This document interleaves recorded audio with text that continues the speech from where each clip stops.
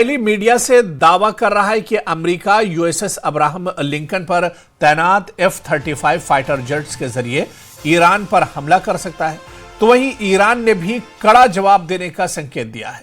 IRGC का दावा है कि इजराइल के 8 ठिकानों को निशाने पर लेने के लिए हाइपरसोनिक मिसाइलें तैनात कर दी गई हैं और इजराइल के एयरबेस और मिलिट्री साइट्स अब ईरान की सीधी जद में हैं। और इस बीच सऊदी अरब, कतर और ओमान ट्रंप को मनाने में जुटे हुए हैं और ईरान पर संभावित हमले को टालने की अपील कर रहे हैं। उन्होंने चेतावनी दी है कि इससे पूरे क्षेत्र में बड़ा संकट खड़ा हो सकता है। रूस के राष्ट्रपति व्लादिमीर पुतिन ने भी वैश्विक हालात को लेकर कड़ी चेतावनी दी है और कहा है कि अंतर्राष्ट्रीय स्थिति बेहद चिंताजनक होती जा रही है।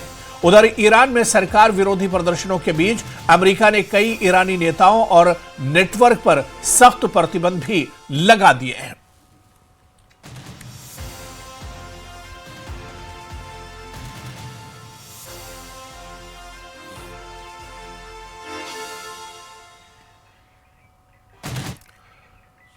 और